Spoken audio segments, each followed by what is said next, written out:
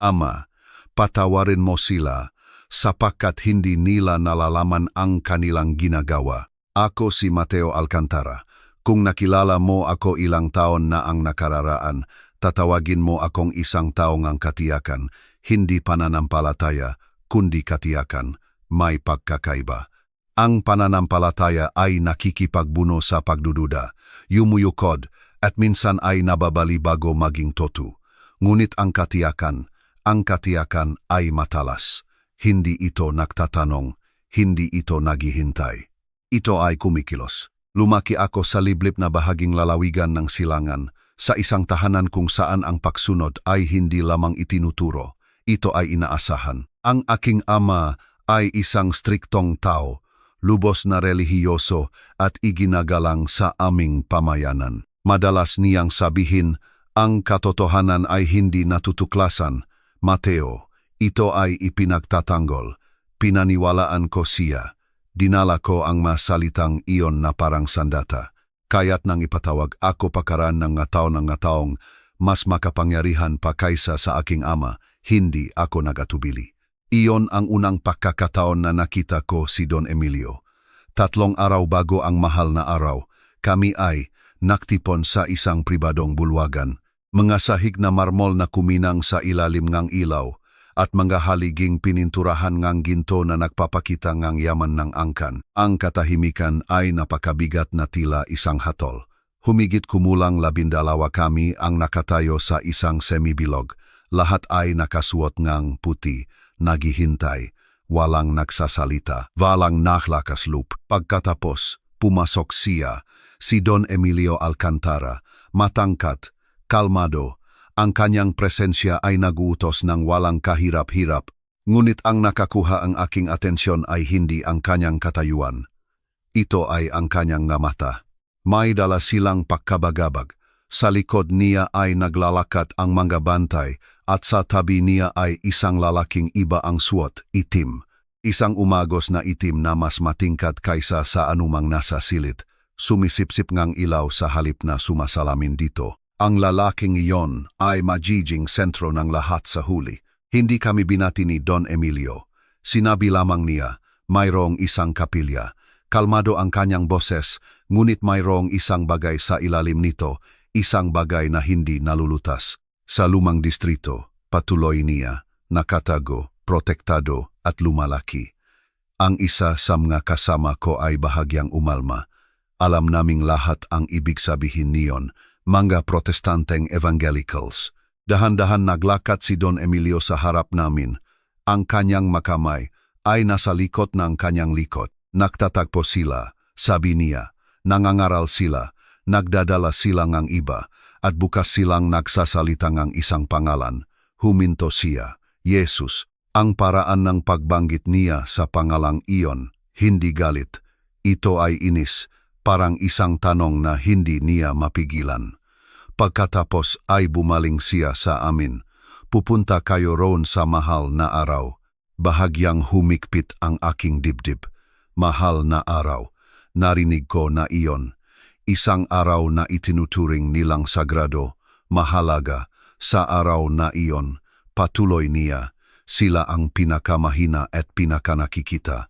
Humakbang pasulong si Mang Tonyo, ang lalaking nakaitim. Ang kanyang boses ay mas malalim, mas malamig.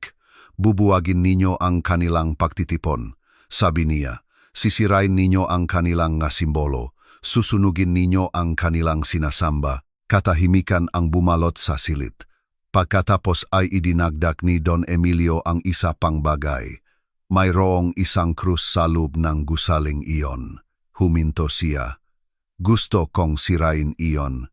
Umalis kami sa bulwagang iyon na may misyon. Ngunit ng gabing iyon, may isang bagay na bumagabag sa akin. Hindi takot, hindi pagdududa, kundi kuryosidad. Bakit ang krus? Bakit ganon kahalaga ang simbolo na iyon? Nakakita na ako nga larawan dati. Isang lalaking nakabitin, sugatan, hinamak. Para sa akin, palagi itong mukhang pagkatalo. Kaya bakit sila kumakapit dito? Ang paglalakbay ay tumagal ngang 2 araw. Tahimik kaming naglakbay.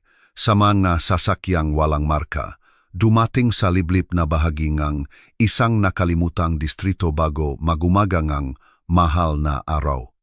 Mas maliit ang kapilya kaysa sa inaasahan ko. Mga pader na bato, lumang pinto. Walang grandioso. Ngunit mayroong isang bagay tungkol dito. Payapa. Iyon ang salitang nahirapan ako kalaunan. Payapa. Habang papalapit kami, naririnig namin sila sa loop. Umaawit. Mahihinang boses na nagsasama-sama. Hindi malakas, hindi agresibo, kundi matatag. Ang isa sa mga kasama ko ay ngumiwi. Umaawit sila na parang hindi natatakot. Sumagot ang isa pa. Dapat silang matakot. Pumasok kami ng walang katok. Bumukas ang mapinto. At biglang, huminto ang lahat. Ang pagawit, ang pagalaw, ang hangin mismo. Mga lalaki, babae, maging mga bata, ay bumaling upang tingnan kami. Lumaki ang kanilang mga mata. Hindi dahil sa put, hindi rin dahil sa galit, kundi sa isang bagay na hindi ko inaasahan, pag-aalala, na parang nag-aalala sila para sa amin. Naramdaman ko ang kakaibang pagkabagabak sa aking dibdib, ngunit mabilis ko itong inilibing. Hindi ito ang oras. Galawin ang lahat, sigaw ng isa sa aming magkakasama. Sinimulan naming ikalat ang kanilang magagamit, malibro, mga upuan. Anumang mahawakan namin, ang ilan sa kanila ay sumubok magsalita. Ngunit pinatahimik namin silang mapilit na senyas. At pagkatapos, nakita ko ito. Ang krus, nakatayo ito sa harapan, simple, kahoy, walang palamuti, walang ginto, walang hias, kahoy lamang. Dahan-dahan akong lumapit dito. Bakit ito napakahalaga? Sa likod ko, pumasok si Don Emilio. Tila humikpit ang buong silid sa kanyang presensya. Tiningnan niya ang krus ng matagal. Pagkatapos ay bumaling sa mga tao. Ang ilan sa kanila ay nanginginig. Ang iba ay nagdarasal ng pabulong. Pagkatapos ay nagsalita si Don Emilio. Umalingaw-ngaw ang kanyang boses sa kapilya. Direktang tiningnan niya ang krus na parang kinakausap ang pinaniniwalaan nilang nakabitin doon. At sinabi niya, iniligtas niya ang iba. Hayaan siyang iligtas ang kanyang sarili kung siya ang Kristo, ang pinili ng Diyos. Lucas 23:35. Ilang maliliit na hiyaw ang pumuno sa silid. Isa sa matatandang lalaki, marahil ay ang pastor, ay bumulong. Huwag ninyo itong gawin. Ngunit huli na ang lahat. Humakbang pasulong si Mang Tonyo. Sunugin, sabi niya. Nagtipon kami ng kahoy, panggatong, anumang magagamit namin. Hindi ko alam kung bakit nanginginig ang aking mga kamay habang nagtatrabaho. Marahil ay dahil sa katahimikan. Marahil ay dahil sa paraan ngang pagtingin sa amin ng nga taong iyon. Hindi ngang put, kundi ngang luha. O marahil ay dahil sa iba pa. Inilagay namin ang apoy sa paanan ng krus. Sandali, walang nangyari. Pagkatapos, ang mga apoy, mabilis itong umakyat, uhaw na bumabalot sa kahoy, umaakyat pataas. Malakas na umalulong ang apoy, lumalamon ng lahat. Ang ilan sa mga Kristiyano ay nagsimulang umiyak. Ang iba ay lumuhod. At si Don Emilio, pinanood niya, hindi gumagalaw, hindi natitinag. Ngunit malinaw kong natatandaan ito. Habang lumalaki ang apoy, may nagbago sa hangin. Hindi ang apoy, hindi ang mga tao, kundi ang mismong kapaligiran. Naging mabigat ito, nakarga, parang sandali bago sumiklap ang isang bagyo. Humakbang ako paatras. Nagsimulang lumakas ang tibok ng aking puso, bagaman hindi ko maintindihan kung bakit. At pagkatapos, nangyari ito. Isang bagay na walang sinuman sa silid na iyon ang handa.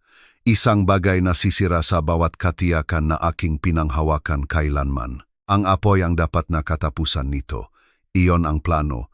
Ang apoy ay lumalamon. Ang apoy ay nagpapatahimik. Ang apoy ay walang iniwan kundi abo at ang kasiyahan ng kontrol. Nakita ko na ito dati. Mga nayon, mga bagay, maging mga alaala ay naging usok. Ito ay simple, predictable. Ngunit ang apoy na ito ay iba. Sa una, walang tila kakaiba. Ang kahoy ay naglalagablab. Ang mga apoy ay umakyat At ang init ay naktulak sa amin pabalik ng ilang hakbang. Umakyat ang usok patungo sa kisame, lumulukot na parang madilim, na mga daliri sa hangin. Pagkatapos, nagsimula ang tunog, hindi mula sa mga tao, mula sa apoy. Sa una, inakala kong ito ay ang kahoy na nabiyak dahil sa init. Isang matalim, hindi pantay na tunog. Pagkatapos ay isa pa. Ngunit sa lalong madaling panahon, ito ay nagbago. Umabot sa isang bagay na mas mahaba. Isang bagay na parang boses na sumusubok bumuo. Bumaling ako sa lalaking nasa tabi ko. Naririnig mo ba iyon? Hindi siya sumagot. Nakatuon ang kanyang mamata sa nagliliyap na krus. Malaki at hindi kumukurap. Ang buong silid ay muling naging tahimik. Ngunit sa pagkakataong ito, hindi ito takot sa amin. Ito ay isang bagay na mas malalim. Maging si Don Emilio ay bahagyang umalma, ang kanyang pokus ay humigpit. Ang maapoy ay biglang sumigla ng mas mataas, hindi natural na mabilis, na parang pinapakain ng isang hindi nakikitang bagay. Ang krus ay dapat nang bumaksak ngayon, ngunit hindi. Nakatayo ito, nagliliyab, ngunit nakatayo. Umatras. Utos ni Mang Tonyo. Ang kanyang boses ay hindi na matatak tulad ng dati. Ngunit wala sa amin ang gumalaw, dahil ang tunog ay hindi na nakatago. Ito ay malinaw, ito ay isang boses, at ito ay nagmumula sa apoy. Isang mababa, umugong na tono ang pumuno sa kapilya. Hindi malakas, ngunit sapat na makapangyarihan upang kumapit sa iyong dibdib, upang manatili sa iyong mabuto. Hindi ito umalingaw-ngaw tulad ng normal na tunog. May dala itong bigat. Pagkatapos, dumating ang mga salita. Mabagal, malinaw, hindi may kakaila. Ama, patawarin mo sila. Huminto ang aking hininga sa aking lalamunan. Walang gumala. Walang naklakas loob magsalita. Nagpatuloy ang boses. Hindi natitinag. Punong isang bagay na hindi ko may paliwanag. Hindi galit, hindi hatol, kundi isang bagay na mas nakakabahala, sapagkat hindi nila nalalaman ang kanilang ginagawa. Ang eksaktong masalita, hindi sa amin, hindi mula sa sinumang tao sa silid na iyon, kundi ang mga salita na narinig namin na ipinanguyam ni Don Emilio ilang sandali lang ang nakalipas. Isang babae sa karamihan ang napahikbi at lumuhod. Isa sa aming nga kasama ang natumba paatras. Halos nabitawan ang hawak niyang sulo. Ito ay hindi possible. Bulong ng isang tao sa likod ko. Ngunit ito ay nangyayari sa harap mismo namin. Humakbang pasulong si Don Emilio. Sa unang pagkakataon mula nang makita ko siya, mayroong isang bagay na hindi pamilyar sa kanyang tindig, hindi takot, kundi tensyon. Diretso siyang tumingin sa maapoy, na parang sinusubukang hanapin ang pinagmulan upang hanapin ang panlilinlang, ang daya. May nagsasalita, sabi niya ng matalim, hanapin sila, ngunit walang sinuman. Ang apoy lamang ang naroon, buhay na nasusunog, nagsasalita. Pagkatapos ay muli itong nagbago. Ang mga apoy, na dati ay ligaw at magulo, ay biglang naging nakatuon. Nagtipon sila papasok, bumabalot sa krus sa paraan na sumasalungat sa lahat ng aking naiintindihan. Sa halip na sirain ito, tila inilalantad nila ito. Ang bawat linya ng kahoy ay kumikinang, nababalangkas sa ilaw. Ang buong silid ay lumiwanag din, masyadong maliwanag. Itinaas ko ang aking braso upang takpan ang aking mga mata. Ano ang nangyayari? Sigaw ngang isa sa mga lalaki, walang sumagot. Dahil sa sandaling iyon, sumabok ang ilaw. Hindi ito kumala tulad ng normal na ilaw ngapoy. Sumiklap ito palabas, puti, puro, nakakabulag. Bumulwak ito mula sa krus na parang alon. Pinuno ang bawat sulok ng kapilya sa isang iglap. Tila ang apoy ay nakingila, matindi, nakapanghingilabot, hindi mapihilan. Napasigaw ako, tinakpan ang aking mukha, ngunit huli na ang lahat. Ang ilaw ay tumagos sa lahat, sa aking makamay, sa aking manakapikit na mata, sa aking isip. Pagkatapos, dilim. Hindi ang dilim ng gabi, hindi ang dilim ng anino, kundi ganap na kawalan. Wala akong makita. Sumiklap ang takot, Hindi ako makakita, sigaw ng isang tao. Ang aking mamata. Anong nangyari sa aking mamata? Mga boses ang pumuno sa kapilya, nagsasapawan, desperado, nalilito. Ang mga lalaking pumasok ng may kumpiyansa ay ngayon ay natitisod, umaabot ng walang tingin, nagbabanggaan. Sinubukan kong imulat ng mas malaki ang aking mga mata, iniisip na baka dahil lang sa liwanag, ngunit walang nagbago, itim lamang, walang katapusang itim. Malakas na bumubulusok ang aking puso sa aking dibdib. Mateo, sigaw ng isang tao malapit sa akin. Nasaan ka? Nandito ako. Iniabot ko ang aking makamay, kumakapa sa walang hangin, hanggang sa maramdaman ko ang braso ng isang tao. Kumapit siya ng mahigpit sa akin. Anong ginawa nila sa atin? Bulong niya, nanginginig ang kanyang boses. Ngunit sa kaibuturan, alam kong wala silang ginawa. Ang mga Kristiyano ay naroon pa rin. Naririnig ko sila, ngunit hindi sila sumisigaw. Hindi sila umaatake sa amin. Nagdarasal sila, mahina sa una, pagkatapos ay mas malalakas na boses na nagsasama-sama. Hindi dahil sa takot, kundi sa isang bagay na matatag, isang bagay na tiyak. Ang parahong katiyakan na minsan ay pinaniwalaan kong taklay ko. Ang boses ni Don Emilio ay bumulalas sa kaguluhan, katahimikan, at sa paanuman.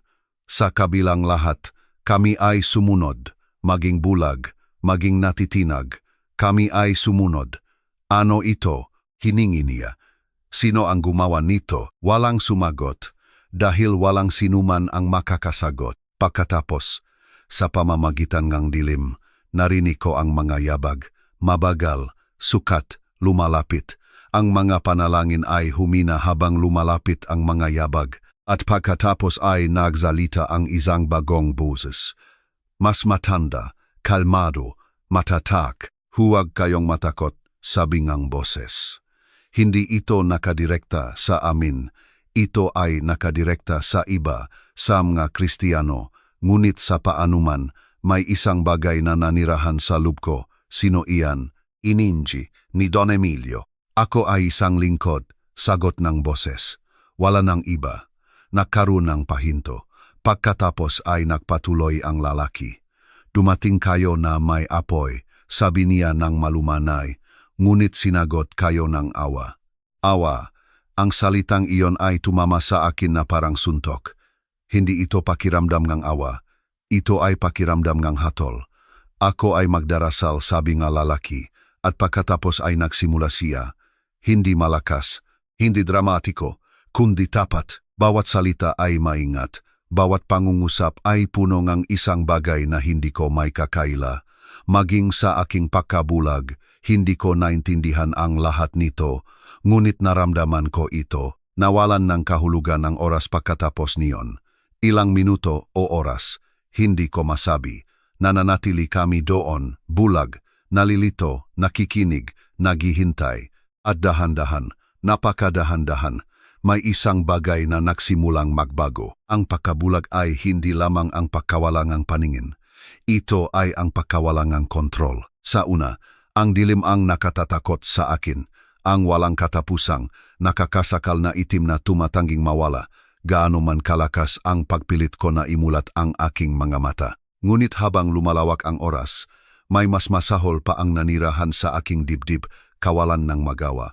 Pumasok kami sa kapilyang iyon na may kapangyarihan, may katiyakan, na may malinaw na misyon. Kami ang may kontrol. Kami ang nagbigay ng mautos. Kami ang nagpasya kung ano ang mananatili at kung ano ang babagsak. Ngayon, hindi man lang kami makakilos ng hindi natitisod. Naririnig ko ang lahat. Ang hindi pantay na pahinga ng lalaki sa paligid ko. Ang panginginig sa kanilang nga boses. Ang tahimik na pagikbi na sinubukang ng ilan na itago. Maging si Don Emilio, bagaman nanatili siyang tahimik ng mahabang panahon, ay nararamdaman ko ang pagbabago sa kanya. May isang bagay na nabasag, hindi nakikita, kundi malalim. Ang boses ng matandang lalaki, ang tumawag sa kanyang sarili na isang lingkod, ay nagpatuloy sa pagdarasal. Hindi nagmamadali ang kanyang mga salita. Nagsalita siya na parang ang oras ay kanya. na parang ang kaguluhan sa paligid namin ay hindi man lang siya natinag. Ama, sabi niya. Ang kanyang boses ay kalmado ngunit matatag. Dumating sila sa kamangmangan. Hindi naunawaan ang kanilang ginagawa. Umalingaw-ngaw ang mga salita. Hindi malakas, kundi malalim. Kinuyom ko ang aking makakamao, kamangmangan. Ang salitang iyon ay nagpakilos ngang isang bagay na hindi comfortable sa loob ko. Hindi kami dumating ng mangmang. Kami ay dumating na may layunin, may utos, may paniniwala. Hindi ba? Nakita nila ang iyong kapangyarihan, patuloying matanda, ngunit hayaan mo ring makita nila ang iyong awa. Awa, muli ang salitang iyon. Bakit niya ito patuloy na sinasabi? Hindi ito pakiramdam ngang awa. Ito ay pakiramdam ngang paglalantad, na parang may isang bagay na nakatago sa loob ko ang hinuhugot palabas. Isa sa aming makasama ang lubusang bumaksak. Patawad, sigaw niya sa dilim. Hindi ko alam, hindi ko alam. Basak ang kanyang boses sa bigat ng kanyang takot. Sumunod ang gisa pa. Ang kanyang tono ay mas desperado. Pakiusap, sinumandian, tulungan ninyo kami. Pakiusap. Naramdaman ko ang galit na umakyat sa akin. Tigilan na yan, matalim kong sabi. Kontrolin ninyo ang inyong sarili. Ngunit maging habang sinasabi ko iyon, ipinakanulo ako aking boses.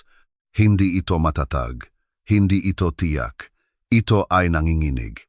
Pagkatapos, sa unang pagkakataon mula ng kunin ngang ilaw ang aming paningin, muling nagsalita si Don Emilio. Tahimik, halos nag-iisip, ano ang boses na iyon? Walang sumagot sa kanya, ngunit nanatili ang tanong, dahil narinig naming lahat iyon. Bawat isa sa amin, malinaw, hindi may kakaila, hindi isang alingaw-ngaw, hindi isang ilusyon, isang boses na nagsasalita ng mga salita na wala sinuman sa amin ang may kapangyarihang likhain. Ang mayabang matanda ay lumapit. Naririnig ko ang mahinang paggalaw ng kanyang damit laban sa lupa. Huminto siya sa isang lugar na malapit sa amin. Narinig mo siya, sabing matanda ng malumanay. Hindi agad sumagot si Don Emilio, ngunit nang gawin niya. Iba ang kanyang boses. Hindi gaanong nagutos, mas naghahanap.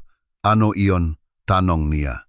Walang pagmamataas sa tanong na iyon. Walang autoridad. Isang tao lamang na sumusubok intindihin ang isang bagay na higit sa kanya. Sumagot ang matanda ng walang pag-aalinlangan. Ang isa na inyong nilibak, sabi niya. Ang isa na inyong hinamon. Muling bumaba ang katahimikan, mabigat, hindi maiwasan, hindi iyon possible. Pulong ng isa sa aming mga kasama. Ang gunit maging siya ay hindi mukhang kumbinsido, hindi nakipagtalo ang matanda, hindi siya sumubok magpatunay ng anuman. Sa halip, sinabi niya ang isang bagay na mas bumagabag sa akin kaysa sa anumang pagtatalo. Sinunog ninyo ang simbolo ng kanyang pagdurusa, sabi niya. Ngunit sinagot niya kayo ngang parehong mga salita na. Kanyang binanggit ng siya ay nagdurusa. Humikpit ang aking dibdib. Naalala ko ito ng malinaw ngayon. Ang boses ni Don Emilio na umalingaw-ngaw sa kapilya. Iniligtas niya ang iba. Hayaan siyang iligtas ang kanyang sarili kung siya ang Kristo, ang pinili ng Diyos. Isang hamon, isang panlilibak, isang pangangailangan para sa patunay. At ano ang natanggap namin? Hindi apoy na lumalamon ng lahat, hindi pagkawasak. Kundi, Ama, patawarin mo sila. Nilunok ko ng malalim, hindi iyon makatwiran. Kung totoo ang sinasabi ng matanda, bakit kapatawaran? Bakit hindi hatol? Bakit hindi kami patayin kung nasaan kami? Na parang narinig ang aking mga iniisip, muling nagsalita ang matanda. Hindi niya sinasagot ang pagmamataas ngang pagmamataas, sabi niya ng malumanay. Sinasagot niya ito ng awa. Ang salitang iyon muli, awa. Ngunit ngayon, iba ang pakiramdam nito. Mas mabigat, mas personal. Naramdaman ko ang isang bagay na nagbago sa loob ko. Hindi lubos, hindi lahat ng sabay-sabay. Ngunit sapat upang gawin akong hindi comfortable sa aking sariling balat. Sa unang pagkakataon sa loob ng mga taon, may isang bagay akong kinuwestiyon. Gaano katagal ito tatagal? Tanong ng isa pang lalaki, nanginginig ang kanyang boses. Ang aking mamata, makakakita pa ba ako muli? Ang tanong ay nanatili sa hangin na parang isang marupok na sinulit, hindi agad sumagot ang matanda. Sa halip, narinig ko siyang gumalaw, mabagal na hakbang na umikot sa amin na parang nagmamasid siyang ang isang bagay na hindi namin nakikita. Pagkatapos ay sinabi niya, depende iyan kung ano. Husto kong magtanong, ngunit hindi ko hinawa dahil ang isang bahagi ko ay alam na ang sagot ay hindi simple. Ang paningin ay hindi lamang sa mga mata, patuloy ng matanda. Ang ilan sa inyo ay bulak na matagal na bago pa ngayon. Mas matindi ang tamang ang kanyang mga salita kaysa sa dilim. Naramdaman kong nailantad, nakikita ng hindi nakikita. Bumuga ng mabagal si Don Emilio. Ano ang gusto ninyo sa amin? Tanong niya. Ang tanong na iyon ang nagpabago sa lahat. Hindi na ito utos. Ito ay isang kahilingan. Huminto ang matanda sa paggalaw.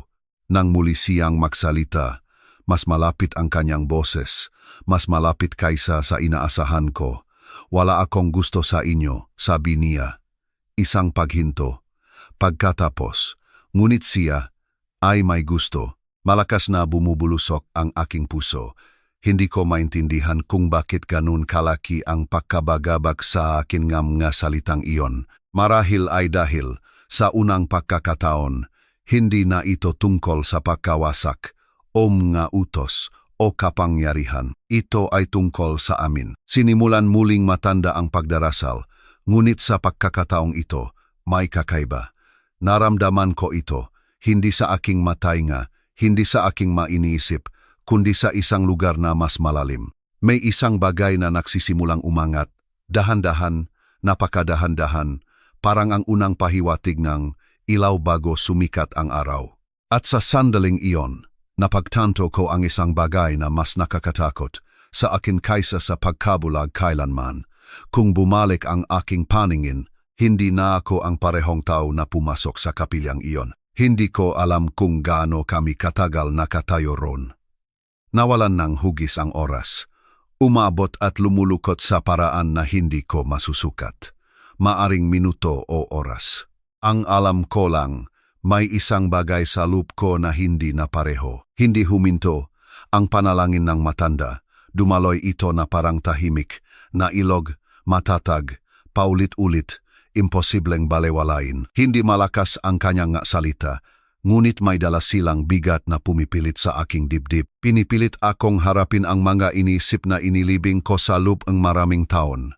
Buksan mo ang kanilang mga mata, dasal niya, hindi lamang upang makita ang mundo, kundi upang makita ang katotohanan. Bumagal ang aking pahinga, hindi dahil kalmado ako, kundi dahil nakikinig ako. Sa unang pagkakataon sa aking buhay, tunay akong nakikinig. Sa una, inakala kong imahinasyon ko lang iyon, isang mahinang pagbabago, isang banayat na paggalaw sa dilim. Parang isang anino na gumagalaw sa likod ng nakapikit na mga mata, kumurap ako ng malakas. Wala. Pagkatapos ay muli, at sa pagkakataong ito, isang kislap, napakalit na halos balewalain ko. Teka, bulong ko, walang sumagot, ngunit alam kong hindi ako nag-iisa dito. Ako, nakikita ko ang isang bagay. Sabi ngang isa pang lalaki, nanginginig ang boses sa marupok na pag-asa. Nagsimulang lumakas muli ang tibok ng aking puso, hindi dahil sa takot sa pagkakataong ito, kundi sa pag-asam. Nagsimulang humina ang dilim, hindi lahat ng sabay-sabay, kundi dahan-dahan, parang hamok na umaangat sa ilalim ng sikat ng araw sa umaga. Nagsimulang bumuo ang makahuhis, malabo, hindi malinaw, ngunit mayroong bumabalik ang ila. Itinaas ko ang aking kamay sa harap ng aking mukha. Sa una, wala ito kundi isang anino, pagkatapos mga daliri, mahina, nanginginig, ngunit nakikita. Makita ko, biglang sigaw ng isang tao. Makita ko muli, sumiklap ang silid, hindi sa kaguluhan sa pagkakataong ito, kundi sa hindi paniniwala. Ang mga lalaking nanginginig sa takot ay ngayon ay nagahabol ng hininga, hinahawakan ang kanilang mga mukha, tumitingin sa paligid na parang nakikita ang mundo sa unang pagkakataon. Kumukurap ako ng paulit-ulit, lumilinaw ang aking paningin sa bawat segundo. Ang mabalangkas ng kapilya ay nagsimulang makita, ang mapader na bato, ang manakakalat na upuan, ang matao at pagkatapos, ang krus na patihilako. Naroon pa rin ito, nakatayo, ngunit hindi na ito kinakain ng apoy.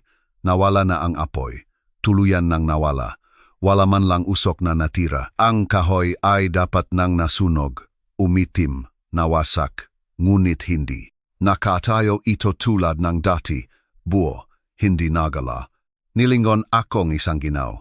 Hindi iyan possible. Bulong ko, ngunit tinitingnan ko mismo iyon. Nakatayo si Don Emilio ilang hakbang sa harap ko. Nabawi rin niya ang kanyang paningin, ngunit hindi siya gumalaw. Nakatuon ang kanyang mamata sa krus, hindi kumukurap, hindi natitinag. Ngunit may isang bagay sa kanyang mukha ang nagbago. Ang kumpiyansa, ang katiyakan, wala na iyon. Sa halip, may isang bagay akong hindi pa nakita, kawalan katiyakan. Nakatayo ang matanda malapit sa harapan, ang kanyang kamay ay bahagyang nakataas mula sa panalangin. Tiningnan niya kami, hindi ng tagumpay, hindi ng galit, kundi ng habag. Nakikita ninyo na ngayon, sabi niya ng malumanay. Walang sumagot sa kanya, dahil ano ang masasabi namin? Anong paliwanag ang may bibigay namin sa nasaksihan namin? Isa sa aming mga kasama ang biglang lumuhod. Ako, hindi ko maintindihan. Sabi niya, basag ang kanyang boses. Bakit niya kami patatawarin? Ang tanong na iyon ay umaling-aungaw sa lahat ng aking nararamdaman. Bakit? Dumating kami upang sirain, upang libakin, upang sunugin. At gayon paman, kami ang pinatawad. Lumapit ang matanda. Dahil ganun siya, sabi niya ng simple. Ang pagiging simple ng kanyang sagot ay nakakainis sa akin. Hindi, sabi ko, humakbang pasulong. Hindi iyan makatwiran. Mas malakas ang aking boses ngayon, ngunit hindi dahil sa kumpiyansa, kundi dahil sa pakikibaka. Kung may kapangyarihan siya na ganon, patuloy ko, nakakaway sa krus. Kung gayon, bakit hindi niya kami pinigilan bago kami kumilos? Bakit naghintay? Bakit niya hinayaan itong mangyari? Muling tumahimik ang silid. Maging si Don Emilio ay bahagyang lumingon na parang naghihintay din ng sagot. Tiningnan ako ngang matanda ng maingat, hindi humahatol, hindi nagpapawalang saysay, kundi naunawaan. Pinigilan niya kayo, sabi niya. Sumimangot ako. Hindi niya ginawa. Sinunok namin iyon, kami. Binalak ninyong sirain, putol ngang matanda ng malumanay, ngunit tingnan ninyo iyan. Muli akong lumingon. Ang krus ay nakatayo, hindi nagalaw, hindi nasaktan, hindi tinablan ng apoy na aming sinindihan. Sumikip ang aking lalamunan. Hinayaan niya kayong kumilos, patuloy ng matanda, upang makita ninyo na may limitasyon ang inyong kapangyarihan. Sumunod ang katahimikan, mabigat, makatotohanan, hindi maiwasan. At pagkatapos ay sinabi niya, ipinakita niya sa inyo ang kanyang. Walang nakipagtalo pagkatapos niyon, dahil walang sinuman ang makakaya. Sa wakas ay gumalaw si Don Emilio, mabagal, sadyang. Lumapit siya sa krus. Ang kanyang mamata ay nagsusuri nito na parang nahahanap ngang magabitak ng ebidensya ng anumang makapagpapaliwanag sa nangyari. Ngunit walang pinsala, walang bakas ang apoy. Tanging presensya lamang, iniabot niya ang kanyang kamay. Saglit, inakala kong hahawakan niya ito, ngunit huminto siya ilang pulgada na lamang ang layo na parang may isang bagay na pumipigil sa kanya. Pagkatapos, nang walang sinasabing salita, ibinaba niya ang kanyang kamay, lumingon at lumabas. Kagalang-galang, tawag ng isa sa mga lalaki sa kanya, ngunit hindi siya sumagot, hindi siya huminto. May isang bagay ang lubusang nakpabago sa kanya. Ang iba sa amin ay nakatayo doon, hindi sigurado kung ano ang gagawin. Tapos na ang misyon, ngunit hindi sa paraan na inaasahan namin. Umalis na kayo, sabi ngang matanda ng tahimik. Tiningnan namin siya. Lumisan na kayo sa lugar na ito, patuloy niya, at huwag na kayong bumalik na pareho. Ang kanyang salita ay sumunod sa akin habang lumabas ako ngang kapilyang iyon, bawat hakbang, bawat hininga. Nang tumawid ako sa pintuan, tumama ang sikat ng araw sa aking mukha, mainit, totu, pamilyar. At gayon paman, Lahat ay iba ang pakiramdam. Lumingon ako minsan lamang, upang tingnan ang lugar na iyon, ang krus na iyon, ang mataong nasa loob na nagdasal para sa amin sa halip na sumumpa sa amin. At sa sandaling iyon, napagtanto ko ang isang bagay na hindi ko na maaring tanggihan. Pumasok kami na naniniwala na naunawaan namin ang katotohanan, ngunit umalis kami na alam na ngayon lamang namin ito nakaharap.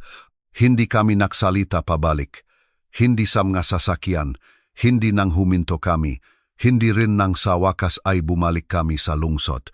Tila ang bawat salita na minsan ay taglay namin ay kinuha sa amin at pinalitan ng isang bagay na mas mabigat. Pag-iisip, alaala, paninindigan. Sinubukan kong bumalik sa aking dating buhay. Talagang ginawa ko.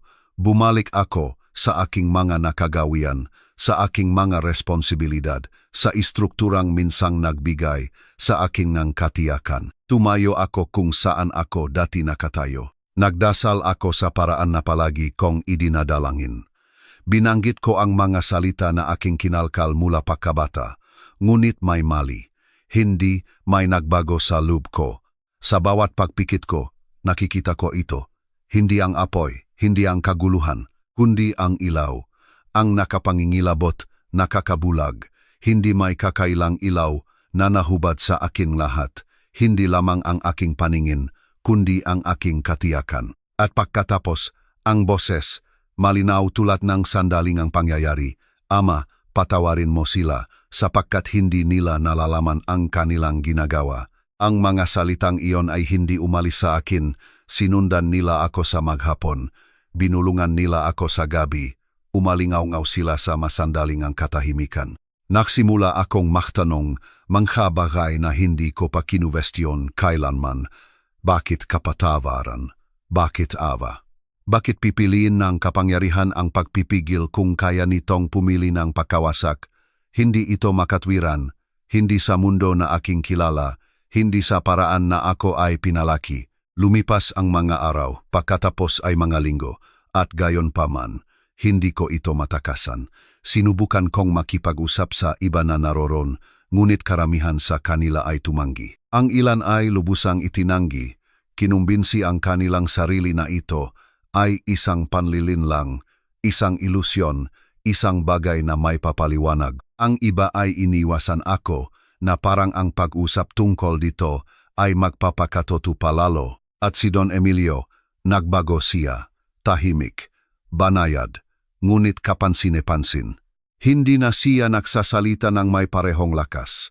Hindi na niya dala ang pabagabag na katiyakan sa kanyang mata. Sa halip, naging malayo siya, mapag-isip, malungkot pa nga.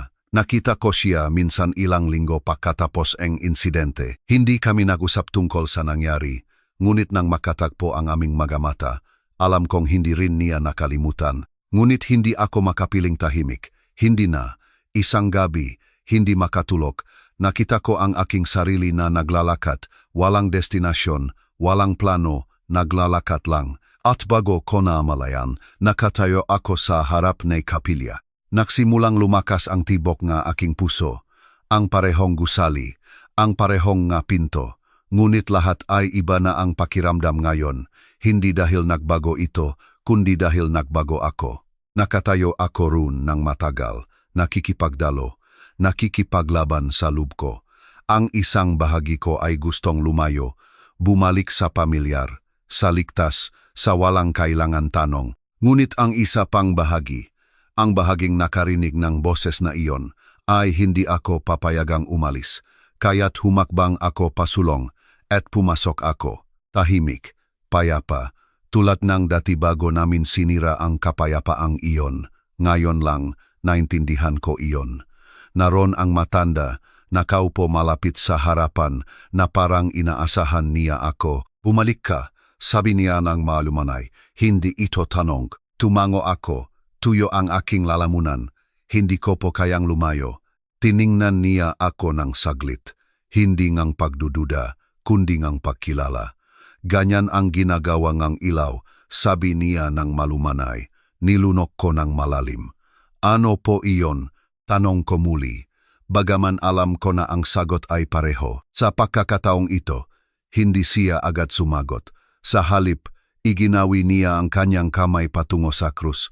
Halika, sabi niya. Nagatubili ako. Pagkatapos ay dahan-dahan akong lumakat patungo rito. Nakatayo ito tulad ng sa araw na iyon. Simple, walang pagbabago. Ngunit hindi na ito mukhang pagkatalo sa akin. Ano ang nakikita mo? Tanong ngang matanda. Tinitigan ko ito ng matagal, nagahanap ngang tamang nga salita. Dati, sabi ko ng dahan-dahan, nakita ko ang kahinaan. Nanginginig ng bahagya ang aking boses. Ngunit ngayon, huminto ako dahil ang katotohanan ay hindi madaling sabihin. Ngayon, nakikita ko ang isang bagay na pinili na huwag lumaban.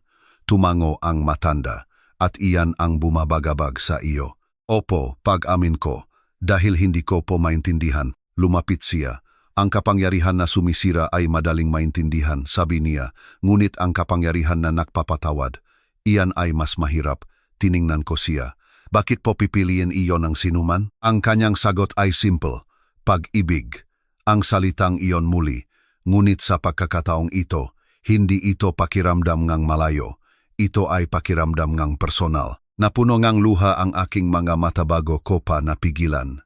Tumalikod ako, nahihiya. Narun po ako, sabi ko. Basag ang aking boses.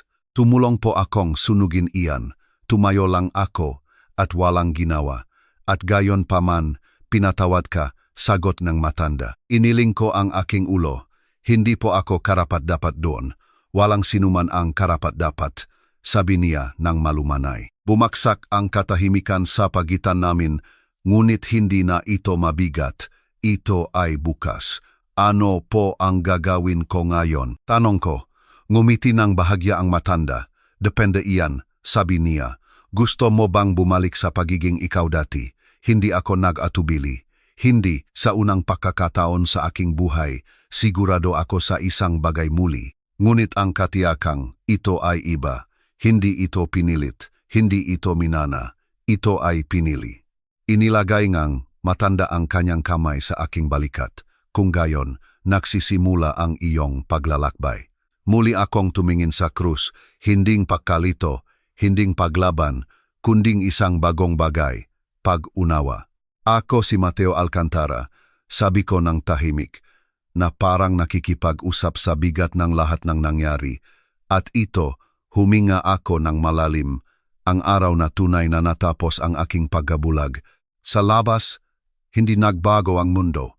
Pareho ang mga kalye, pareho ang kalangitan, nagpatuloy ang buhay tulad ng dati. Ngunit sa loob ko, lahat ay iba, dahil pumasok ako sa lugar na iyon na may dalang apoy.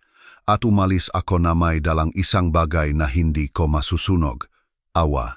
Inakala kong natapos ang kuwento nang umalis ako sa kapilyang iyon. Mas madali sana iyon, mas malinis. Isang sandaling ang takot, isang sandaling ang pagtataka, isang pagbabago ng puso, at pagkatapos ay tahimik na nagpatuloy ang buhay sa isang bagong direksyon. Ngunit hindi ganoon gumagana ang katotohanan. Ang katotohanan ay hindi bumibisita at umaalis. Nananatili ito. Sinusundan ka nito. Humihingi ito. Ang maaraw pagkatapos ngang aking pagbalik sa kapilya ay hindi payapa. Mas mabigat sila kaysa sa anumang naranasan ko. Dahil ngayon, alam ko. At ang pag-alam ay may kaakibat na halaga. Nagsimula akong bumisita sa kapilya ng palihim.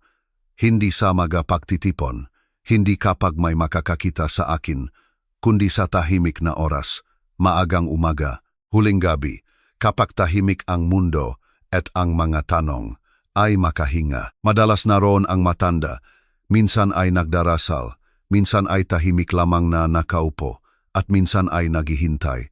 Naghahanap ka, sabi niya sa akin isang gabi nang pumasok ako. Hindi ito tanong. Opo, sagot ko, ngunit hindi ko na nga po alam kung ano ang hinahanap ko. Ngumiti siya ng bahagya. Doon iyan nagsisimula. Umupo ako sa tapat niya. Magulo ang aking isip. Hindi na po ako makakabalik. Pag-amin ko, hindi sa pagiging ako dati. ngunit hindi ko rin po alam kung paano ako susulong. Tumango ang matanda, na parang narinig niya na ang salitang iyon ng maraming beses. Hindi ka pinipilit ng katotohanan, sabi niya. Inaanyayahan ka nito. Tiningnan ko siya, sumisigla ang pagkadismaya. Kung gayon, bakit po pakiramdam ko ay nahuhugot ang lahat sa loob ko? Dahil, sabi niya ng malumanay, ang dating ikaw at ang ikaw na magiging ikaw ay hindi maaring mabuhay sa iisang lugar. Tumama ng malalim ang kanyang magasalita dahil alam kong totoo iyon. Sa labas ngang kapilya, nagbabago ang magabagay, hindi nakikita, kundi tahimik. Ang magalalaking sumama sa amin sa araw na iyon ay umiiwas sa isa't isa. Ang ilan ay naging mas agresibo, doble kayot sa kanilang paniniwala, na parang mas malakas na paninindigan ang makakapagpatahimik sa kanilang naranasan. Ang iba ay lubusang umalis. At ang ilan, napaka-counting ilan, ay nagsimulang magtanong. Ngunit ang magatanong kung saan kami nanggaling ay mapanganib. Isang gabi, muli akong ipinatawag. Ang parehong bulwagan, ang parehong maasahig na marmol, ang parehong katahimikan. Ngunit sa pagkakataong ito, mas malamig ang pakiramdam nito. Naroon na si Don Emilio, nakatayo ng mag-isa, walang bantay na malapit, walang lalaking nakaitim. Siya lang, nang pumasok ako, hindi siya agad lumingon. Nakatayo siya, nakatingin sa madilim na mga bintana. Ang kanyang makamay ay nasa likod ng kanyang likod, tulad ng dati. Ngunit iba ang kanyang tindih, hindi gaanong matigas, mas mabigat. Bumalik ka, sabi niya. Hindi ito tanong. Humigpit ang aking puso. Opo, sagot ko. Sinundan itong mahabang katahimikan. Pagkatapos, lumingon siya at sa unang pagkakataon mula nang makilala ko siya, mukha siyang isang tao na naghahanap ng isang bagay na hindi niya maring utusan. Sabihin mo sa akin kung ano ang pinaniniwalaan mong nangyari. Sabi niya, nag-atubili ako, hindi dahil hindi ko alam, kundi dahil ang pagsasabi nito ng malakas ay magpapakatoto sa paraan na hindi na maaring baliktarin. Hinamon namin siya, sabi ko ng dahan-dahan, at sumagot siya. Bahagyang humikpit ang panga ni Don Emilio. Sa isang boses, tanong niya. Opo, sa ilaw, pinilit niya. Opo, tumalikod siya ng saglit, hindi mabasa ang kanyang ekspresyon. At naniniwala ka. Huminto siya, maingat na pinipili ang kanyang nga salita. Natoto iyon. Huminga ako ng malalim.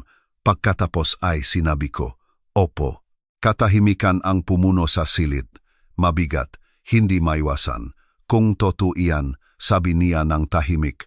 Kung gayon, lahat ng inakala nating naiintindihan, hindi niya tinapos ang pangungusap. Hindi na niya kailangan. Humakbang ako ng bahagya. Hindi niya po kami sinira, sabi ko. Pinatawad niya po kami. Ikinurap ni Don Emilio ang kanyang nga mata ng sandali na parang ang masalitang iyon ay may dalang bigat na higit sa kanyang kayang pasanin. Iyan ang bumabagabag sa akin. Pag-amin niya, tumango ako. Bumabagabag din sa akin. Muli siyang nakmulat ng mata. Bumabagabag, ulit niya ng malumanay. O nagpabago. Hindi ako agad sumagot. Dahil hindi na simple ang katotohanan. Pareho po, sabi ko sa wakas. Isa pang katahimikan. Umalis ka, sabi niya. Bahagyang sumimangot ako, kagalang-galang. Umalis ka sa landas na ito, paglilinaw niya. Kalimutan mo ang nakita mo, kalimutan mo ang narinig mo. Bahagyang tumigas ang kanyang boses. Bagaman kulang na ito sa dating lakas nito, may lugar ka pa rin, may kinabukasan ka pa rin. Huwag mong itapon iyan sa paghahanap ng isang bagay na magbabayat ng lahat ng iyo. Naroon iyon. Ang halaga, inisip ko ang aking pamilya, ang aking nakaraan, ang aking pagkakakilanlan, lahat ng aking nalalaman. At pagkatapos, inisip ko ang boses, Ama, patawarin mo sila. Tiningnan ko siya ng may pagalang, ngunit matatag. Hindi ko po kaya, sabi ko. Ang mga salita ay nanatili sa hangin. Pinal. Saglit. Inakala kong magagalit siya. Nautusan niya ako, pagbabantaan, ipapaalala kung sino siya, ngunit hindi. Sa halip, tiningnan niya ako ng may isang bagay na hindi ko kailanman inaasahan. Pag-unawa. Kung gayon, magiging mahirap ang iyong daan. Sabi niya ng tahimik. Alam ko po, sagot ko. Dahan-dahan siyang tumango.